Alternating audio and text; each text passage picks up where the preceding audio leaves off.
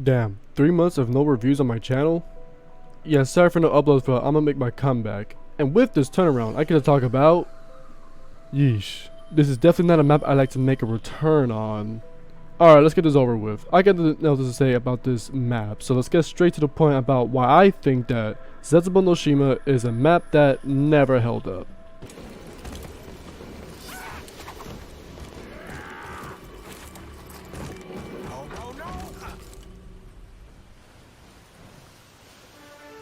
Close. Yes. So let's start with the plant system. Zombies in Zetsubo will start dropping new drops called seeds. You can only carry 3 at a time, and you can plant them around these circular spots you'll find around the map. You'll also find a bucket at spawn in other locations that at first will be filled with a quarter of liquid. This is pretty much the tutorial for the amount of possibilities this seed can do when turning into a plant. You can just water the seed one time and you'll receive a low rated item like guns or a drop. But there are many different ways to water the seeds with different types of liquids. There's blue water, green water, purple water, and rainbow water. Each liquid can change the plant to either a higher quality plant, a plant that can kill zombies, or a plant that can help you like a second revive. I honestly have no idea on the complexity of how this plant system works, but I will say that it's pretty interesting once you try to understand how it works and how you can up your game when playing. Next up, let's talk about challenges. Each players will have 3 challenges to do, ranging in different difficulties. It can go from watering seeds 3 times to killing zombies whilst underwater. Doing these challenges will grant you rewards. You can get a guaranteed max ammo, a random gun, and the best of them all, another perk slot. If everyone does their challenges, a lightning will strike the middle, and this allows for you to do a few things. For you to use the lightning, you'll have to hold out your shield and wait for it to strike. Once it does, you should be able to see your shield being electrified. You could of course kill zombies with it, but you could also hit the zipline panels to half the price of it or use it for an Easter egg stat. Let's talk about the specialist weapon, as I believe this is another top tier weapon that you must have, the skull of Nan Sapwe. To obtain this weapon, you must cleanse these skulls by putting them on these pedestals that are at a permanent location.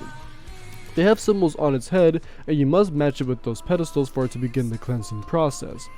Zombies and 2 new enemy types I'll get into later will spawn in to not only stop you, but to stop the process. The green mist zombies won't attack you at all, except for the regular zombies and the new enemy types.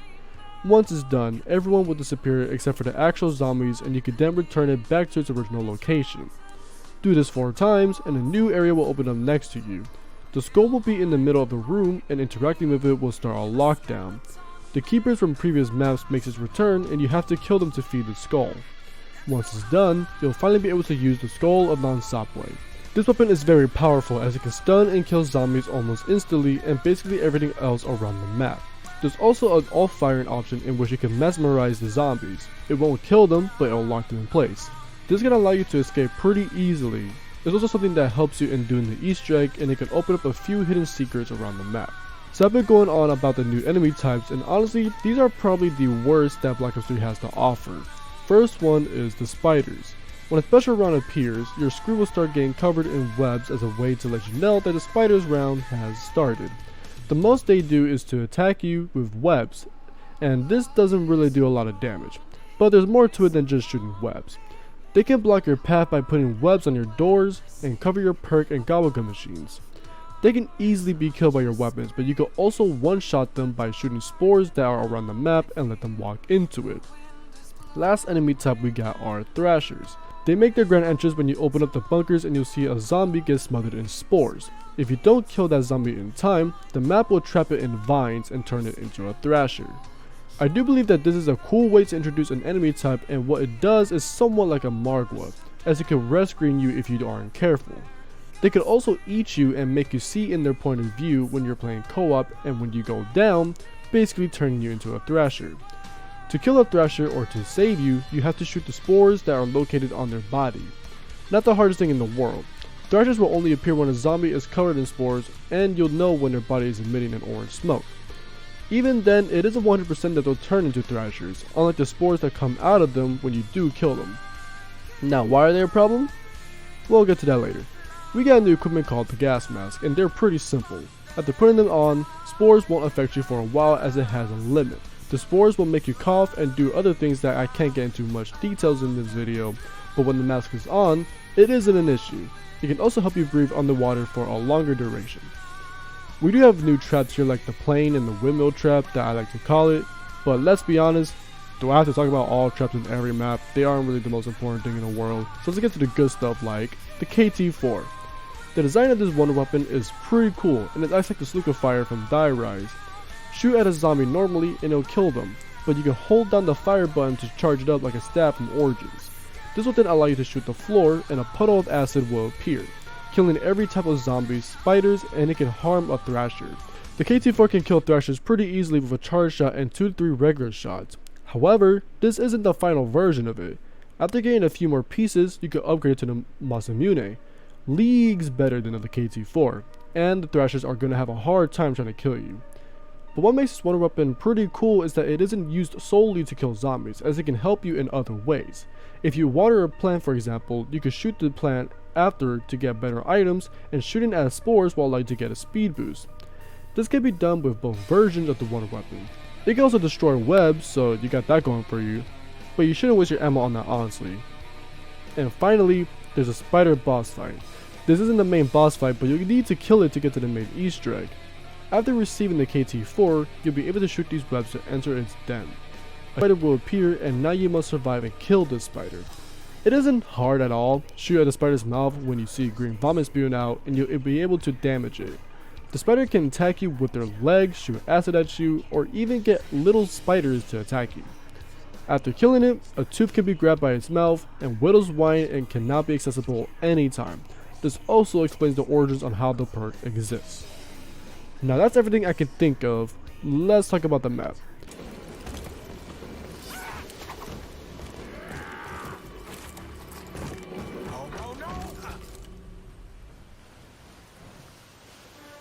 Was close. Yes. Zetsubo no Shima, or Island of Despair, at launch wasn't well received by the community as it was a pretty buggy map, and compared to the other maps, it wasn't well received.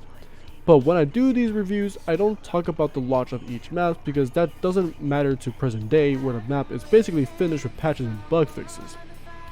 Now since Black Ops 3 isn't getting updates anymore, I can say with certainty that this map isn't that good, or even that fun due to some issues I have with the map. What sucks too is that before playing this map, I had a general ideology that all the maps on Black Ops 3 were either really good or just amazing to play on. But when I had my cursor over Zetsubo for the first time in years, for some reason I was really hesitant to play this map. I had no idea why, and I was trying to remember if I had a bad experience on Zetsubo no Shima, which I couldn't recall. Loading into it, yeah, this map is fucking ugly. I still think that this is the ugliest map we've ever gone, but I also think this map can be pretty creepy. Not as creepy as a map like the Shinonuma, but it has its own creepy factors. When you play on co-op especially, that's where you can get into the true horror experience. But I play on solo, so what are some good things about the map before I get to the bad parts? The wonder weapon is actually incredibly good. People don't talk about how good the Masamune is, and I think it's so weird. My theory as to why? The Sluka Fire. We are all aware that if the wonder weapon from Dire Rise was never patched, it would be the best weapon to ever lay onto zombies as a whole. It was extremely powerful, and 1 to 2 shots of the Sluka Fire can end rounds like it's nothing. The KT-4 is the same weapon, but with 2 different properties, and if you compare the 2 weapons, you can make out the differences. The end result is relatively the same, but the Sluka Fire in my opinion is a tiny bit better as the KT-4 doesn't kill all the zombies immediately, even in its patched state.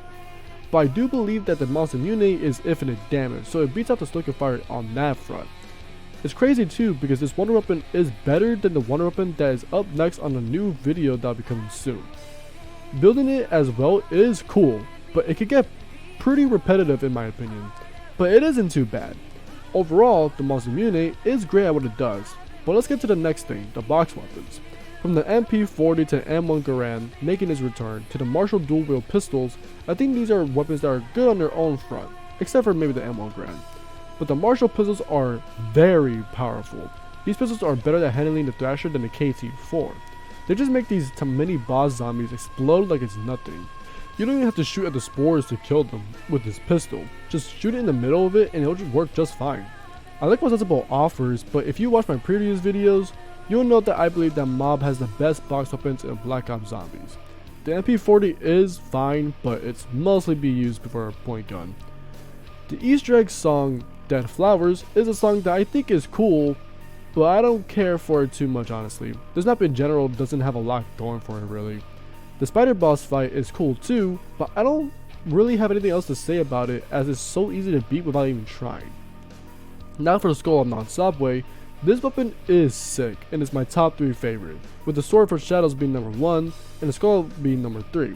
You can vaporize zombies, spiders, and thrashers alike with no effort required. Just point and shoot at the general direction and they're gone for good.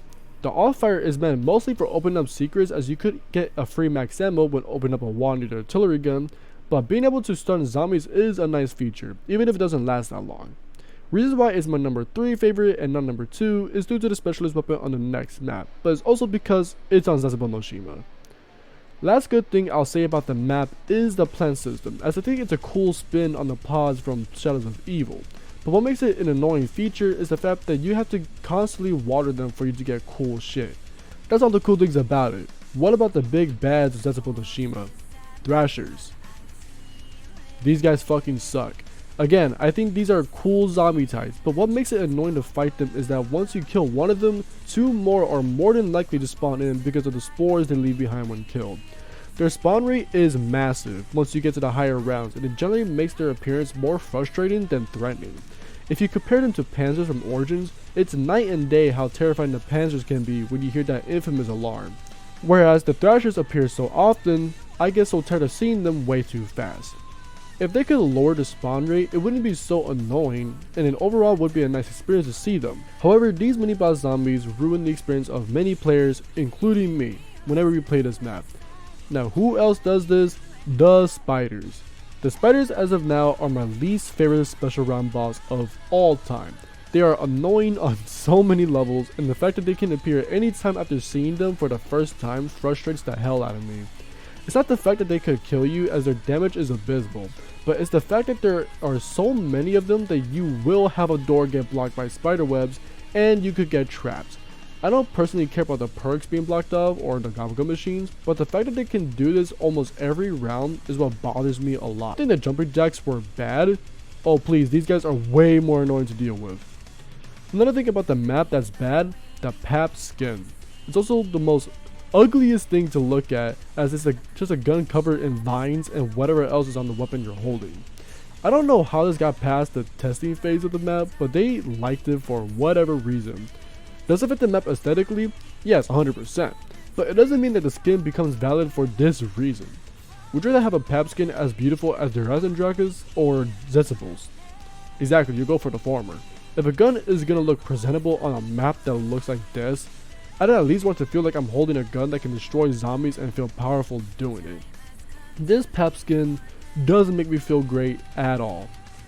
Last thing I want to mention is the boss fight, if you can call it that. What a huge downgrade from the last map. The fact we go from fighting a giant keeper to fighting vines is honestly astounding.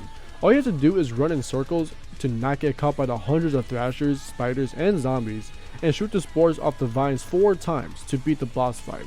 And you win. That's it. I like the cutscene that comes after, but this isn't even a boss fight. This felt like an average round of zombies. Overall, Zetsubo no Shima didn't deserve all the hate that it has gotten over the years, but I'm not going to say that this map has a lot of redeeming qualities that makes it a good map. There are some things about it that brings it down significantly, and Zetsubo completely changed my mind on what it is and what it brings to the table.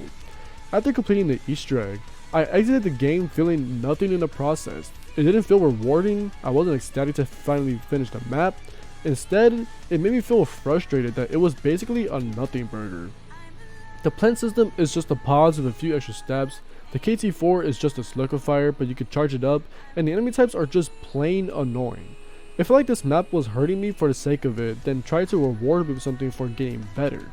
This game was left in the dust for a reason, and I understand why that was.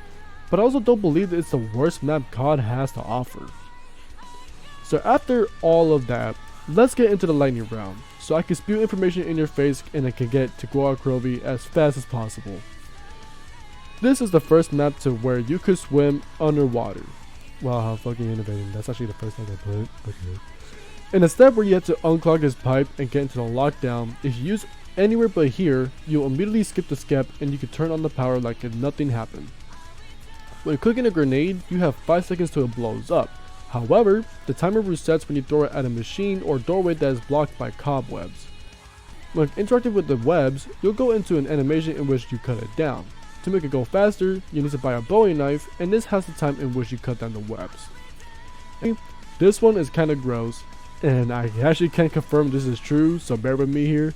Apparently in the lore of this map, the Takio we had to save was experimented with spiders in which the spiders were procreating with Takio non-consensually. Yeah, I don't know either.